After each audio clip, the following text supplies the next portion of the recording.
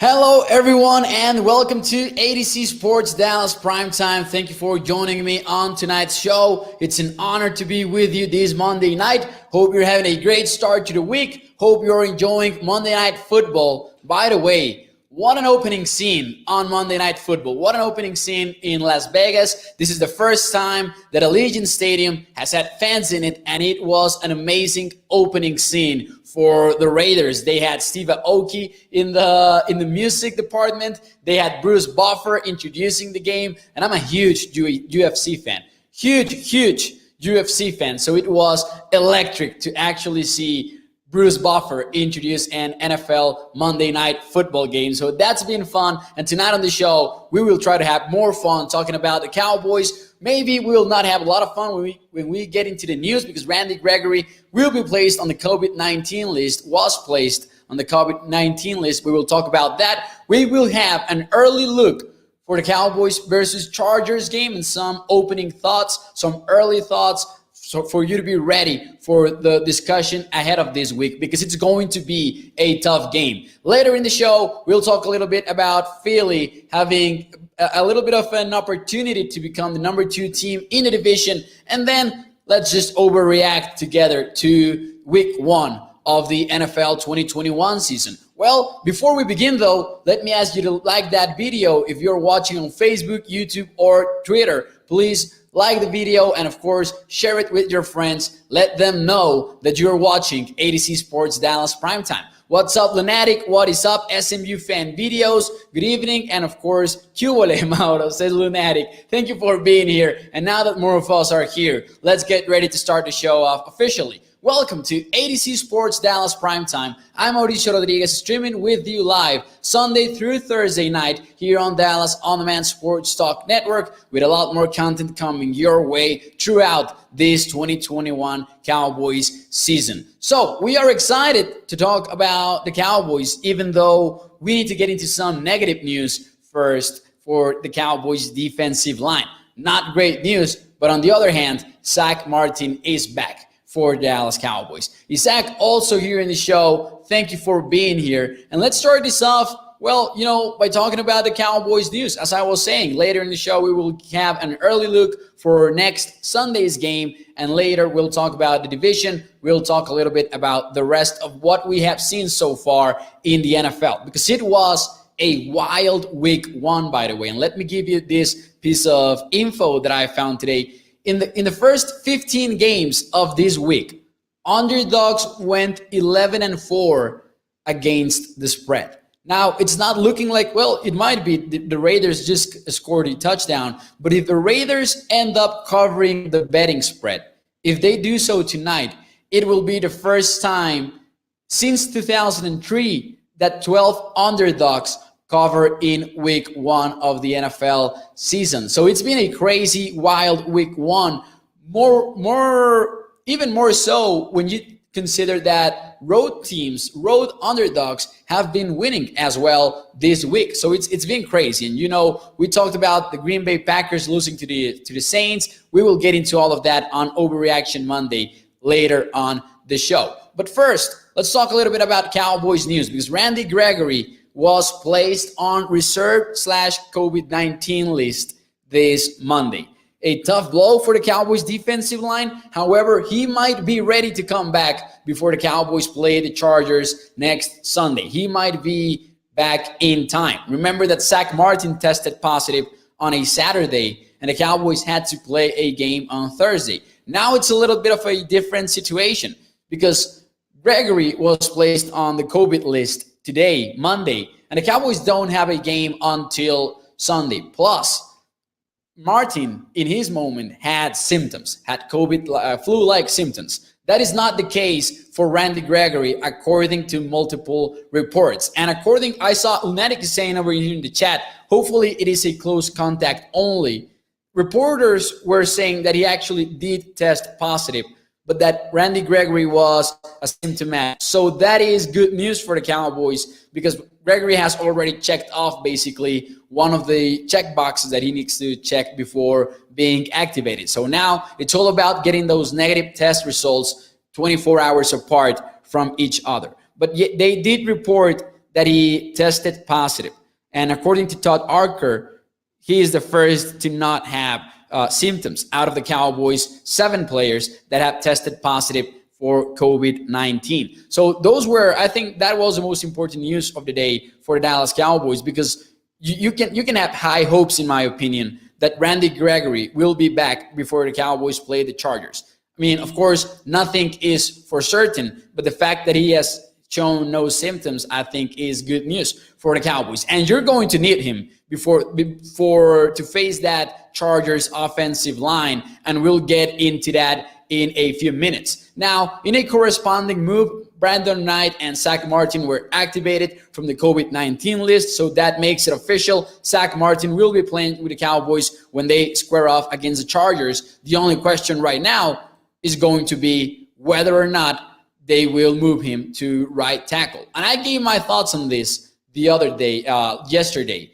And I'm not a fan of moving Martin to right tackle. I'm sorry. I know I'm in the minority here. I know that might be an unpopular opinion, but I'm siding with the portion of Cowboys Nation that might be a little bit worried about Zach Martin's health if you switch him from one position to another all of a sudden. I'm not a fan of moving Martin to right tackle. However, I would love to see it at the same time. I don't think it will be the smartest of moves, and I don't think that the Cowboys will actually pull the trigger on moving Martin to right tackle, but I would like to see it because I like watching Cowboys players do cool stuff, and playing at right tackle for Zach Martin is just cool stuff. Stevie Mack is here.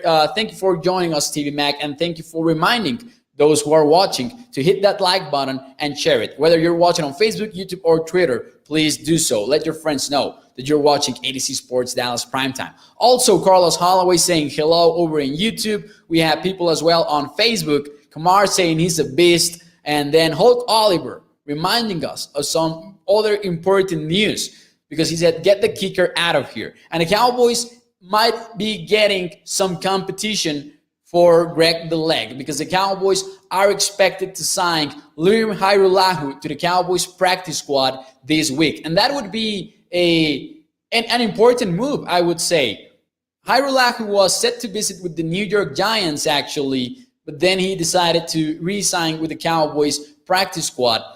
And that has to be competition for Greg the Leg, because Sorlane has done nothing really to guarantee himself a job with the Dallas Cowboys roster. Now, Lirim Hajrullahu, we talked about him during the preseason, but if you were not with us for that show, let me just give you a reminder. He's not a very young player, but he's a former CFL All-Star player. Now, Lirim has a great story, a great background story throughout his life, really. He was from Kosovo, and when the war erupted over there, he actually migrated to Canada, and he started playing football and playing sports because he was, learning English. And that was his way of actually having interactions with other people when he moved to Canada. So I know that does not matter a lot on the field, but I think that his backstory, he's a very easy player to root for, in my opinion, Lirim Hajrullahu. So he will fight for a Cowboy spot. Now, fun fact as well, when Greg Sirlein was let go from the Rams not that long ago, when he left the Rams,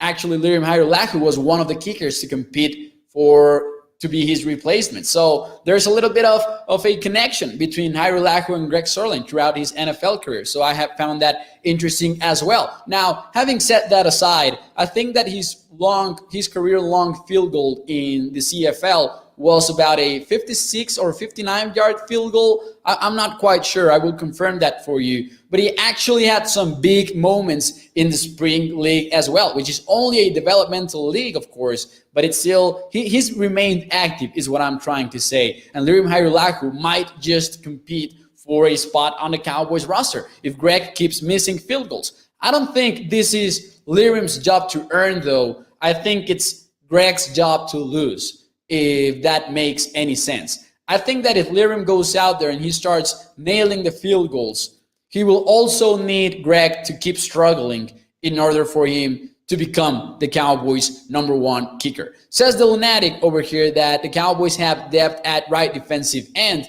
71 is still the bigger loss. I agree that the Cowboys' biggest loss yet is Lyle Collins, especially because it's a 5-week long loss. While Randy Gregory, you have even some hopes for him playing on Sunday versus the Chargers. However, I'm not as excited for the Cowboys' depth at defensive end as Lunatic is with this comment.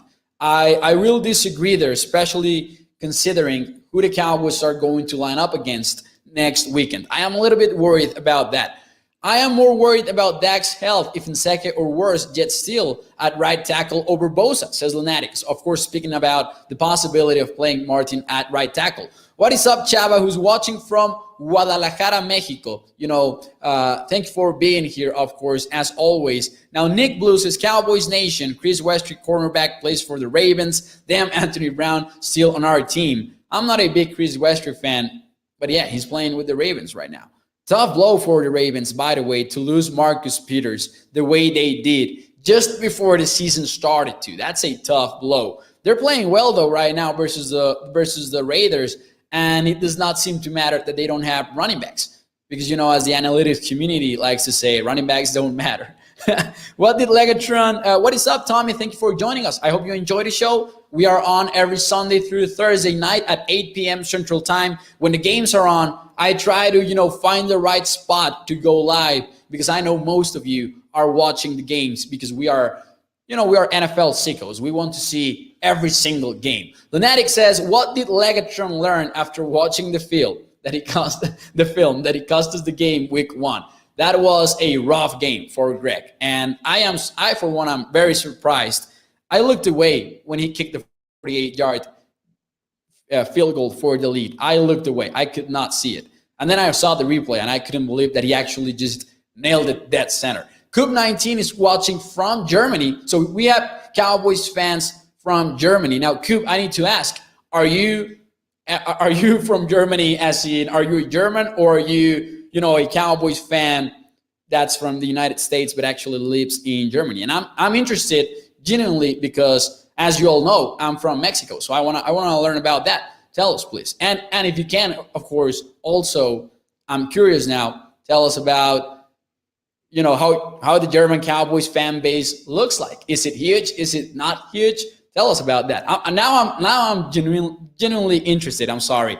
William says, do you see Brown getting benched for right? I hope so, says William. I really don't. I don't see it. I don't see it yet. I think that it might happen at some point, but right now I think that the Cowboys are going to be patient regarding Anthony Brown's playing time. Now, there was a Dan Quinn quote, by the way, today on Anthony Brown, in which he complimented Anthony Brown for his tackling in the game versus the Tampa Bay Bucks. And then he actually was justifying one big play in which Anthony Brown apparently got burnt. And Dan Quinn was explaining that that was not all his fault and that it actually had more to do also with the safety involved in that play. So I think that the Cowboys might play it a little bit cool with Anthony Brown and they might keep him as a starter. Maybe we see more of Wright, though. I think that's what we'll see in any given scenario. Now, the Cowboys, and I'm going to get a little bit ahead of myself here, the Cowboys will want to really think about what they're going to do at cornerback for next week because it's a deep wide receiver unit for the Chargers. You have Mike Williams, who had a strong game versus Washington, and of course you have Keenan Allen, who you always have to worry about. It's going to be interesting to see what the Cowboys do at cornerback. I think that Cowboys fans are going to be expecting Anthony Brown to be just outright benched. And I think, again, similarly to what I thought before the season started, when the buzz about Anthony Brown getting cut was at its peak, I said, don't get your hopes up. And I think I'm in the same boat now. Don't get your hopes to see Anthony Brown completely benched versus the Chargers. I think that the Cowboys are going to be patient, whether that is the right call or not. Whether we agree with it or not, I think that's what the Cowboys are actually going to do. Coop19 says, I'm American, but there are a lot of German fans here. That is awesome. That is awesome. Now, I know there was a Twitter account that's called Irish Cowboys, but I've never seen anything from Germany, though. Harley Tripp says, Neanderthal Football League, no thank you. America first, NFL can disappear. What? I'm a little bit confused with that comment. So yeah, I'm a little bit confused. I'm not gonna lie. All right, Cowboys have a lot of cap space. We could sign someone or trade for a cornerback. Yeah, the Cowboys might still be interested in adding someone from the outside. So that might happen. Let's just think about whether or not it will. We will see if it does. Now, speaking about Anthony Brown, benching him or not, let's talk about the Cowboys' next game. Let's have an early look at the Cowboys versus the Chargers game, because it's really going to be a difficult one for the Cowboys. And I didn't expect that to be the case. But in week one, I think that the Chargers put on an impressive performance. And if we take a look at the numbers actually right now, the Cowboys are underdogs in the betting market versus the Chargers next week. Now, this might be because they're the road team. And I think that if this game was in Dallas, the Cowboys would be the favorites. But how about that total as well? 55 is the total for over-under for the Dallas Cowboys game versus the Chargers. Now, this is what I'm thinking about, and this is my main concern right now. How will the Cowboys defense look like versus the Chargers offense? Because Justin Herbert looked in control. And my question from me to you guys is, will the Cowboys defense allow over or under 28.5 points? This is the official number in the betting world. This is the number that is set for the Chargers on Sunday versus the Cowboys defense. Now, I'm going to tell you why I'm leaning towards the over. I'm leaning towards the over, even though it's a little bit high, because the Cowboys did have 4 turnovers versus the Tampa Bay Buccaneers. 4 takeaways, excuse me. Other than that, they were kind of slow to stop the Bucs the traditional way. And I'm leaning towards the over as well, because I did not see a very efficient pass rush from the Cowboys versus the Bucs, even though DeMarcus Lawrence had some big moments. Overall, we did not see a lot of pass rush from the Cowboys.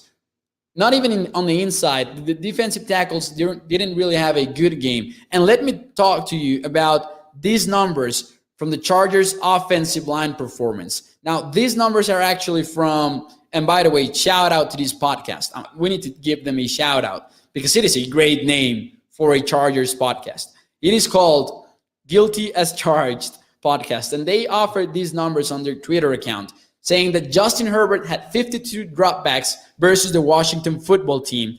And here are the pressures that the Chargers offensive line allowed.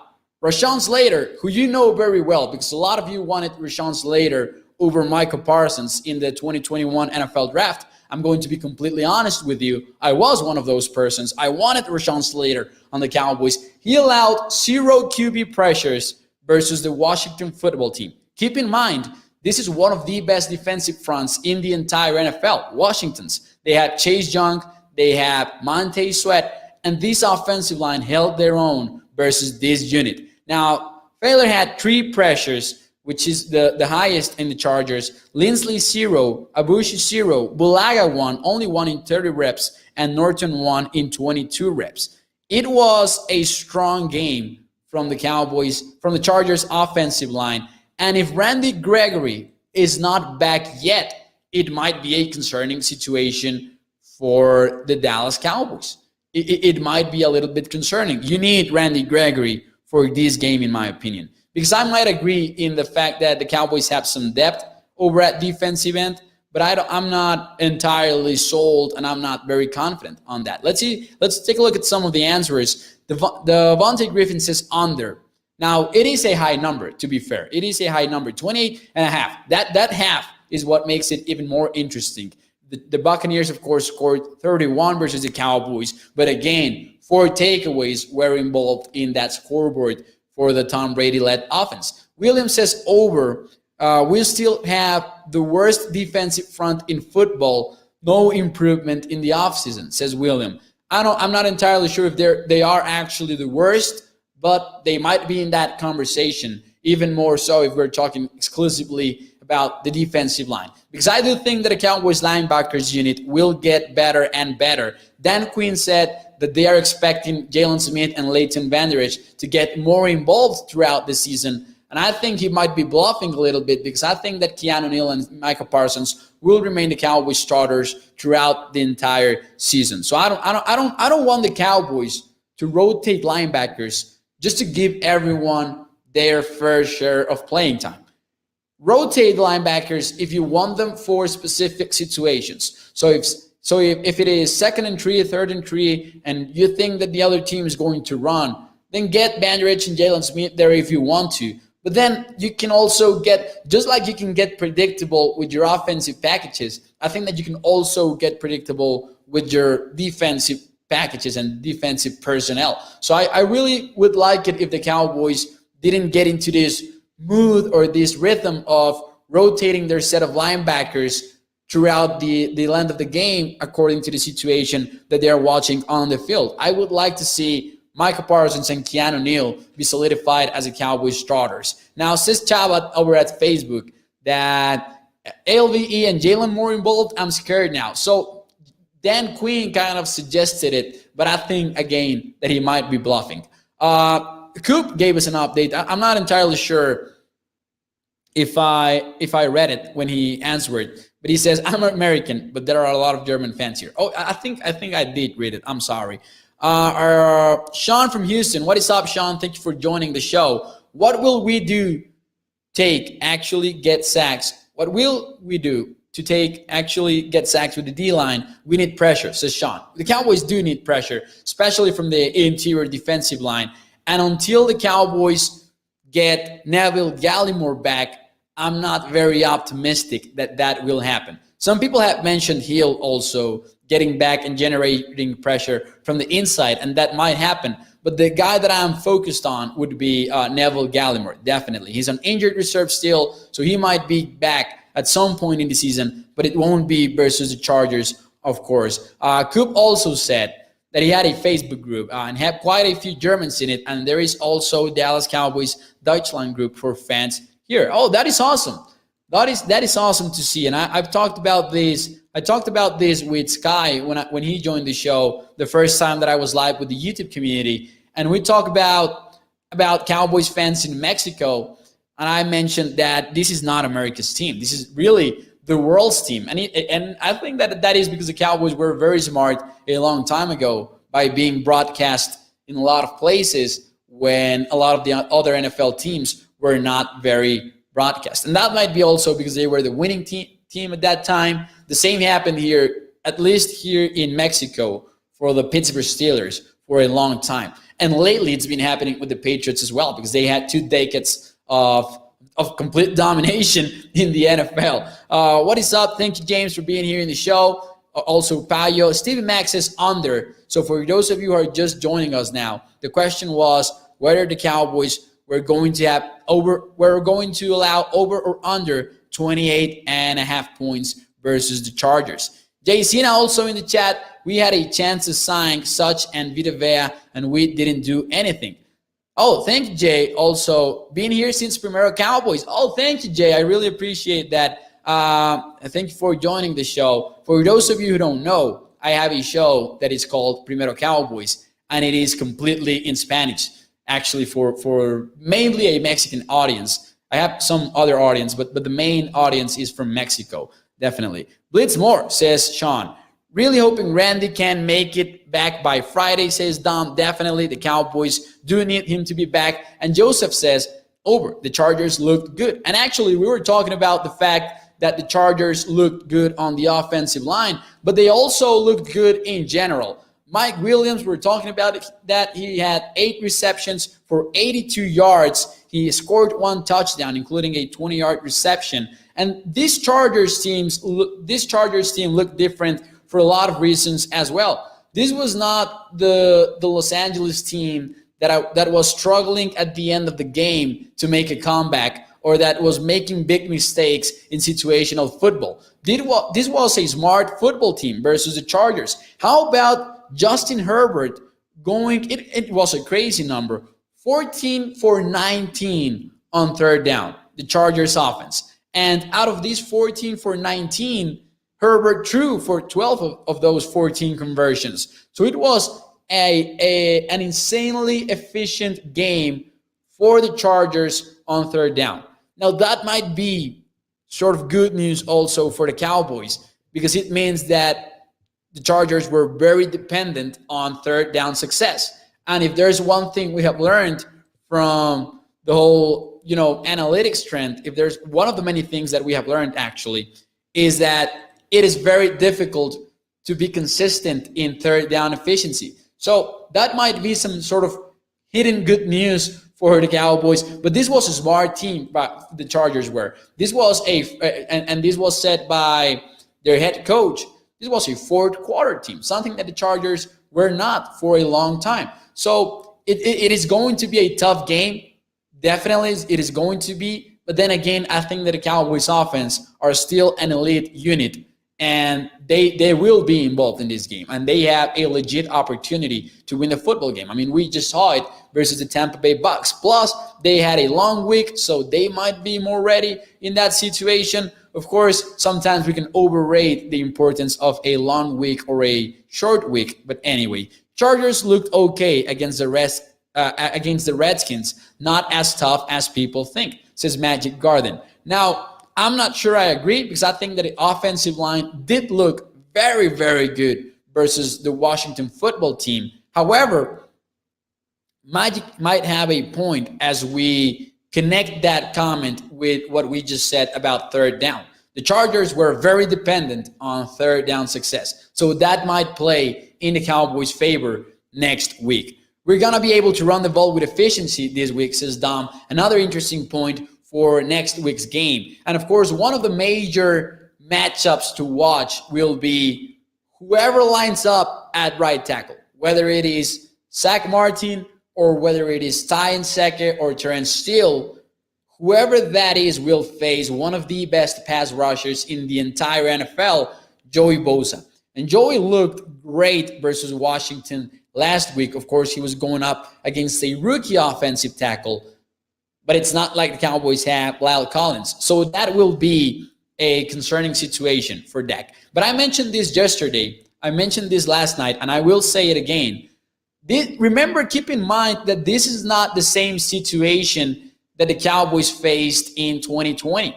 The Cowboys are not having problems at both tackle positions, and they're not missing their starting center. They're not missing Zach Martin because he's back. So they're just going to be missing one starter along their offensive line. I'm not saying that it's nothing. I'm just saying this elite unit should be able to really live up, to really live with that and play good football, even without Lyle Collins. Says William Coulter over here, does Randy have COVID or is he just a close contact? Big difference in his ability to return. So according to reports, for those of you who are just joining ADC Sports Dallas Primetime, he did test positive for COVID-19. However, he showed no symptoms, which is very good news for Gregory. And of course, he was vaccinated according to reports, so he might be back for the Cowboys. He needs the negative tests 24 hours apart from each other, and he should be eligible to play. We will see. It's going to be one of the main storylines to follow for the Dallas Cowboys throughout this week. This defense is young, says DeMarcus. Thank you for being here. And this is a new scheme. They're learning. We will be fine. Definitely. We are a passing team, but we need to involve more Zeke so we can have more ball possession and help the defense and keep them away from the field, says Chava. So time of possession is always one interesting argument, in my opinion, in the NFL. Because I think that even though it is good to have some sort of balance, not the balance that we think of as football fans and as what common sense has taught us, right? Because common sense has taught people, not common sense. I don't mean common sense. I mean more like, the popular opinion or that your traditional football knowledge tells you that you need to have a balanced offense. And for a lot of people, that means 50% pass and 50% run. Now, Mike Leach once said it best. That is not a balanced offense. That is just 50% stupid, said Mike Leach once. And I always remember that, and it's very important to keep that in mind. I don't think it's about the time of possession. I think it's about being efficient in your drives and, converting touchdowns when you get into the red zone, which was something that did not happen for the Dallas Cowboys last week. Now, Dom says we won time of possession last week by 12 plus minutes, by 10 plus minutes, throwing 58 times, says Dom. And that is a very valid point as well. You don't need to run to control the clock. And remember, a lot of the time, and I know it was not the case for the Thursday night game, but when they give you stats about, oh, this team wins because when they control the time of possession, they have won 8 out of their last 10 times. And arguments like that, they're not accurate. I mean, the numbers might be accurate, but it works the other way around a lot of the times. Again, this was not the case on the NFL kickoff, but a lot of the times you control the time of possession because you're winning. You're not winning because you control the time of possession. It works the other way around. Since you are winning, since you are ahead in the scoreboard, you're handing the ball off to your running back. So I agree in the fact that, this was, thank you, Tommy, thank you, because this was the quote of the day, in my opinion. Kellen Moore said to the media, that he called 28 run plays, but that Dak checked out of 12 of them.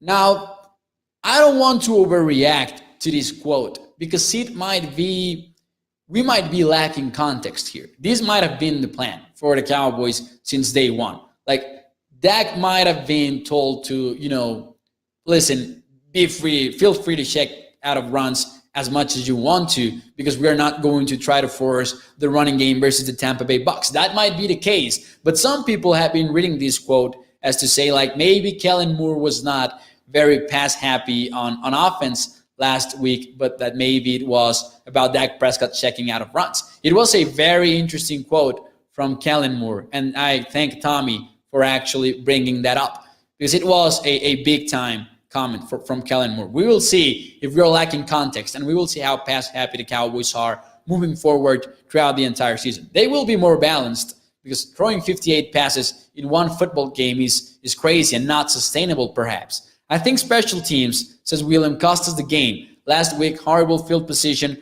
horrible kickoff coverage, and, of course, horrible kicking. Now, I pointed out a few times that John Fassel improved the Cowboys special teams last year because at least according to DVOA, the Cowboys were among the last in the NFL in 2019. And then in 2020, when Mike McCarthy and John Fassel joined the Cowboys, they made a jump over to number 7 in the NFL in terms of efficiency. But John Fassel's special teams are not off to a great start this year. That was the case, I believe, at the beginning of last season, and that changed as the year went on. I think that it kept improving. So let's hope that John Fassel's special teams units continue to improve. Dak made all the right checks. He just missed a couple throws, says Dom. Dak Prescott had a great game versus the Tampa Bay Bucs. No question about that. I agree. So let's move on. And how about we start off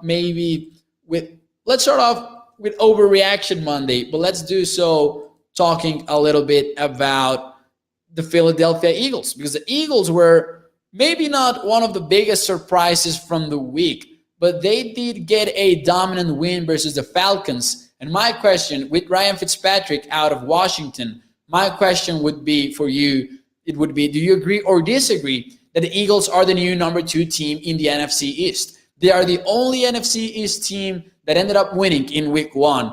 And I think that with Ryan Fitzpatrick out for multiple weeks in Washington, I don't trust Taylor Heinicke to lead the Washington football team to a few wins during Fitzpatrick's time out. And even when Fitzpatrick returns, it's a hip injury. He's 39 years old. I'm not high on Washington after Fitzpatrick's injury. Now, the Eagles beat the Falcons, who are really a terrible team. And Dom is actually bringing that up in the chat right now. The Eagles, we should not overreact to their 32-6 win versus Atlanta. This is not what this is about. It is about Ryan Fitzpatrick, more than anything, being out from Washington and the New York Giants being a terrible team in the trenches. Stevie Mack says, I disagree.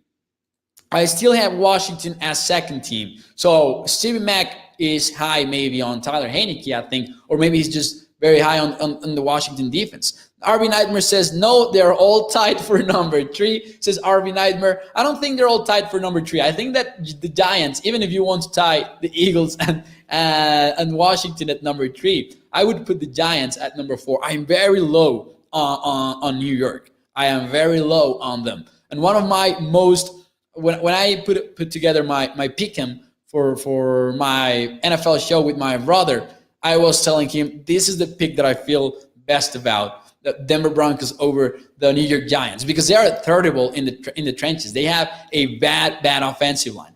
What kind of accent is this that you have, says Tyler? Well, I'm from Mexico. So someone said the other day that I had a Yankee accent, and I was laughing out loud because I've been told that by 2 or 3 people now, but it's not. I'm from Mexico, so that might be the accent. That's definitely the accent you're picking up. The Giants are definitely the bottom feeders, says Dom. I agree, says Tommy. Jalen Hurts looked really good yesterday, and that is true. Listen, if there's one takeaway I have from the Falcons game, and again, I don't want to overreact after week 1, but if there's one thing that I liked about the Eagles from an objective point of view, is that we might be underrating Jalen Hurts. We might be a little bit too low on Hurts. We still don't know who he is, and we still won't know, even after 2021, we might not have the entire picture. But Jalen Hurts did not look bad. Again, he was playing the Falcons, one of the worst defenses in the entire NFL. But we also saw a lot of changes from the Philadelphia Eagles defense. It did not feel like their traditional defense in which they just kept doing the same thing over and over again. They switched things up versus the Falcons, and I like that. We saw a lot of rotation at linebacker for the Eagles, and I think that this looked like a strong team in the trenches, like we were saying. Now, I will add, however, that Devonta Smith looked like a legit threat in the receiving game, and we were not exactly sure what to expect from Devonta Smith because of all the question marks about his health, about his frame in the NFL and how it would hold up. Well, he had a big game versus the Falcons. Over here, we have some other comments. I don't know, it's Magic saying, we're from Mexico. I'm from the northern area in Mexico. I'm from Chihuahua, which is about a 4-hour drive away from El Paso, Texas. So I'm very close. And actually, you know, I miss going to El Paso because right now the borders are closed. You can only go to the United States via flight. I cannot cross the border by car with my visa or anything. Like, it is closed because of the pandemic, of course. I miss El Paso. So if you guys are from El Paso, I miss, any of you is from El Paso, I miss going over there. So yeah, that is where I am from. Moving on, of course, I think that the Eagles are the number 2 team in the division right now because, again, I don't trust what the Giants are doing over on their offensive line or their defensive line. And I think that the Eagles at least look strong in that aspect. Now, as for the rest of the NFL, and it was a crazy week 1, and I said this at the beginning of the show, but I will say it again for those of you who are just joining ADC Sports Primetime. 11-4 was the underdogs record last this week so far. It's been 11-4 against the betting spread. So underdogs have been having a very nice week. And if the Raiders cover versus the Ravens, it will end up as the best week for underdogs since 2003 in week 1 of the NFL season. So it's really been a crazy few games. So my question from me to you guys is, which team surprised you the most in week 1? Because honestly, I think that there were a lot of surprises. Stevie Mack says Saints. William says Saints killed Green Bay. They really did. And I had a friend ask me this morning that, hey, did Aaron Rodgers play bad, or was it just the rest of the team playing bad football? So I think that Aaron Rodgers did play bad. And I'm not selling all of the stock on the Green Bay Packers. But what was up with them? There was this stat about Aaron Rodgers' passer rating that showed that if Aaron had thrown the ball to the dirt every single time, his passer rating would have been better off than what it actually was, including his 2 interceptions versus the Saints. It was a crazy game. It's really, I don't know what else to say. The Packers did everything wrong. versus the New Orleans Saints. How about Jameis Winston numbers? 5 touchdowns with under 200 in passing yards. That was just a crazy game. And watch out for the Saints. I don't mean this in the sense of, watch out for the Saints. They might be top contenders in the NFC. I really do not mean that. But a lot of people were writing the Saints off after Drew Brees retired. And keep in mind that Drew Brees did not have a great season in 2020, but still the talent in that roster was enough to get them to the playoffs and be a threat in the playoffs. So let's just keep that in mind. If Jameis Winston keeps taking care of the ball, this might be a very strong team. Now, let's also not overreact to these 5 touchdowns, even though it was great to see that. But Jameis had, 14 completions? It was just some insane numbers at that game. Says Tommy over here, I'm from El Paso, Texas. Juarez is our sister city. Yes, it is. So Chihuahua is a little bit to the south. Of course, Juarez is a city in the state of Chihuahua, and I'm from the capital, that is Chihuahua. We need to run Zeke more since he's getting all that money, says Jamal over here, for real. We will see. Like, if you want to run with Zeke more, I want this to be a pass-first team. I want this to be a pass-happy team, the Dallas Cowboys. But if you want him to run the football a lot, because that is going to be your game plan versus 1 or 2 teams, that's okay. But don't run him more because of the money that you're giving him. You already made that mistake, probably, giving him the contract. You might have already done that. But don't run him more just because of what you're paying him, even though that might make sense at first. It really might not be the best decision for the Cowboys team. This is kind of like the sunk cost fallacy. Like, you're already paying him, now run with him. No. Do what's best for the team. And I think that for the 2021 Dallas Cowboys, this should be a pass-first team. However, I agree with Jamal when saying that maybe it sucks to be paying Ezekiel Elliott that much money if he's not going to run. However, I will say this, and we talked about this on Sunday night. He had a strong game. Ezekiel Elliott had a strong game in the blocking department, and he was picking up blitzes like the best running back in the NFL at it, in my opinion. He might have been just that. So, other surprises in the NFL, the Tennessee Titans fell to the Arizona Cardinals, and I'm not very surprised about that. However, I am surprised about how dominant was the Cardinals win. Kyler Murray looked very good versus the Titans defense. It was just a poor performance from Ryan Tannehill and his offense. We will see how it goes for the Titans the rest of the year. But other surprises, in my opinion, the Eagles were a surprise versus the Falcons. Maybe not the win in itself, but the fact that they had 32, they ended up winning the game 32-6. Other surprises in the NFL, the Houston Texans dominating the Jacksonville Jaguars. And of course, you never know how a rookie quarterback's debut in the NFL is going to go. And Trevor Lawrence did not go great, but I was still very surprised about what Houston did. And I think that for a long time, what about the Texans? They surprised the hell out of me, says Jamal. And actually, yes, spot on. Actually, what I was just beginning to say. And Jamal has a point. They surprised the hell out of me as well. Because we spent the entire offseason killing the Houston Texans and killing the Detroit Lions. And we were calling them the worst teams in the NFL. And we thought that they were going to get beat by any other team. But there's one thing we forget. We often forget this. These are professional football teams, and they are going to walk away with 1 win or 2 most of the time. I hope that Rod Marinelli is not listening to ADC Sports Dallas Primetime right now, because he will feel bad about what I just said. But most of the time, you will have the worst teams in the NFL win a few games. I still think of the Houston Texans as a top 5 draft pick kind of team. However, they looked good versus the Jaguars. And keep in mind, this was the Jacksonville Jaguars, of course. But they might not be the easiest team to beat in the NFL, as many of us thought they might be.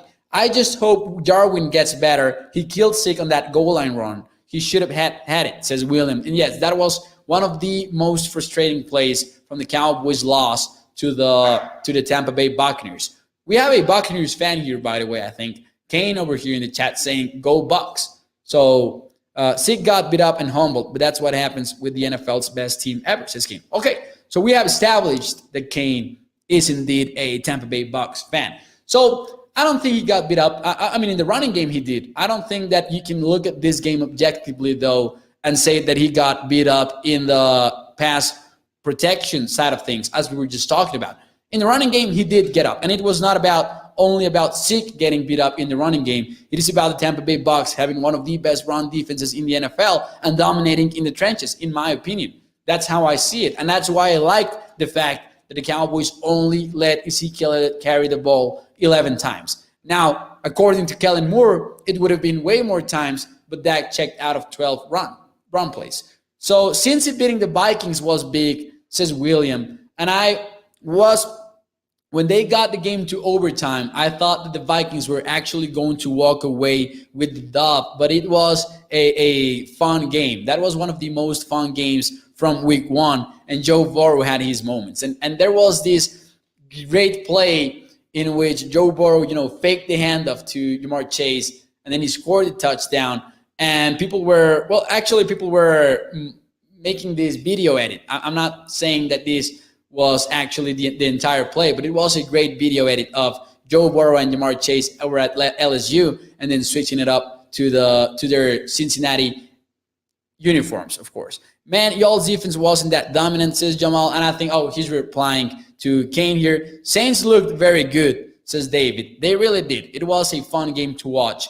And I don't think, and remember, this is Overreaction Monday, and I think that some of the overreactions that we will see during the next few days are people doubting completely on the Green Bay Packers and people saying that, how about Darren Waller? Darren Waller, excuse me, I just saw the play from the corner of my eye. Darren Waller is a great tight end. Anyways, it might be the second best tight end in the NFL.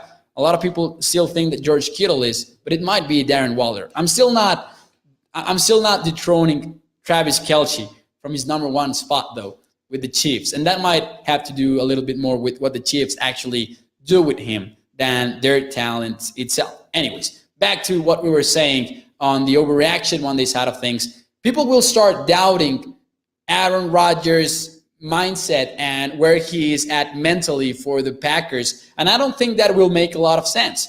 And I think that we often overthink what they're doing on the sidelines. I think that this is still a team that will be a contender in the NFC and one of the favorites. More takeaways from week one. The Rams looked great. Really, the entire NFC West confirmed what we have been saying about them the entire offseason. This might be the best division in football right now, and they have been proving so. At least they did so in week one. We expected the 49ers to beat the Detroit Lions. We expected the Seahawks to maybe take the win over the Carson Wentz-led Colts, and we expected the Rams to beat Chicago. But Arizona was a surprise, and they ended up 4-0 after week one, the NFC West. So this is going to be the most fun division to watch. Now, Russell Wilson looked great, scored 3 touchdowns, and the offense looked more like it was looking like at the beginning of the 2020 season. Let's hope they don't, go back to the running game as much as they did in 2020. Let's hope they still as the hashtag basically was in 2020, let Russ cook, let him do his thing. After the game began, we lost 2 high quality in our backfield, says Kane. Gave Dallas every reason to win, but couldn't get it done, says Kane. Now, listen, congrats on the win. Congrats on the win, of course. But I mean, they did lose 2 quality defensive players in their backfield. However, the Cowboys offense was still beating up the Bucs defense for a long time as well. Now, they did have some success in the red zone, of course, as we have been talking about on the show. But thank you, Kane. Of course, we appreciate you being here and bringing in your perspective from the Tampa Bay Buccaneers side of things. So thank you for joining ADC Sports Dallas Primetime. And please make sure to leave a like and share the video. Jamal says, like Aaron said, relax. That bad man gonna bounce back. Watch and see, says Jamal. And I agree with that. I agree with Aaron Rodgers bouncing back. A lot of the people will overthink his smile on the sidelines, but this is still a great team. Other overreactions from Monday might be taking place with Chicago, and this is not an overreaction in my opinion. This is just the right reaction. Forget about the Andy Dalton project. Forget about it. Did you guys see that 4th and 15 play in which Matt Nagy decided to go for it?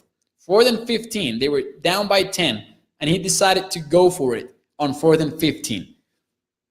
A little bit aggressive, but maybe way too aggressive. That's okay, but he decided to go for it. Maybe he thought he had just the right play call to burn the Rams defense in this scenario. But then Andy Dalton threw a pass to a wide receiver 13 yards away from the line of scrimmage. So this was 4th and 15, and the play ended up being a pass 13 yards away from the line of scrimmage. So it did not really make a lot of sense to me what the Bears have been doing throughout the entire offseason. I strongly feel like Justin Fields should be starting because, listen, we saw Zach Wilson struggle with the Jets. We saw Trevor Lawrence struggle with the Jacksonville Jaguars. Maybe Mac Jones even had to go through his own mistakes with the Patriots in his first game versus the Miami Dolphins. But these guys are getting their mistakes in, and I don't like what the Bears are doing by letting Justin Fields remain in that bench. And if you saw the game, he was standing there on the sidelines with his helmet on, dying to get on that field. And plus, Godwin pushed off missed call, bro, says Jamal, regarding the Buccaneers loss. If the loss to the Buccaneers, excuse me. If Tom didn't pay off the Rams, we would have won, says William. Now, I don't think that Tom. I think that Tom gets a lot of criticism because of the refs calls his way. What is up? Thank you for joining the show. Says, all right, thank you. Thank you for your comment. They need to put Fields in their defense, not getting any younger neither. Lol, what pass interference? He was swatting flies, says Kane. So my take, and I have already talked about this, but before we go, I will interfere in that discussion regarding Brady's pass interference. Godwin's pass interference in that final play. It was OPI. I do believe that a flag should have been thrown by the refs. However, Tampa did start their offensive drive at the 25-yard line, and they were driving down the field. Plus, I do think that even though it should have been a call, a lot of the time in those back shoulder throws, we don't see the flags. So I'm not very angry.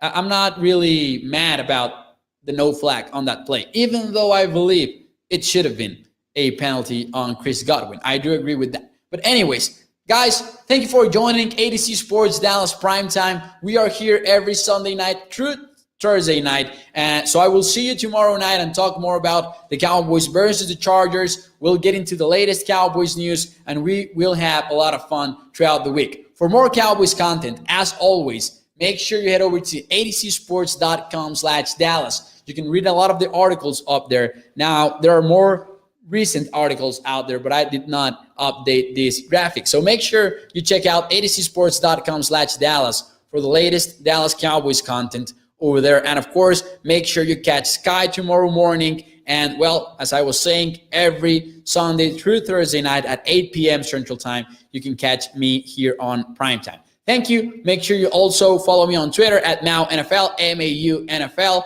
Thank you for joining the show. Leave a like and please subscribe if you have not done so. And of course, share this with your friends. Thanks, Stephen Mack, leaving the link for you guys, adcsports.com/Dallas. Have a great night. Have a great start to the week. Hope it was a great Monday and hope you have an even better Tuesday. I will see you all at 8 p.m. tomorrow night. Thank you and have a good one.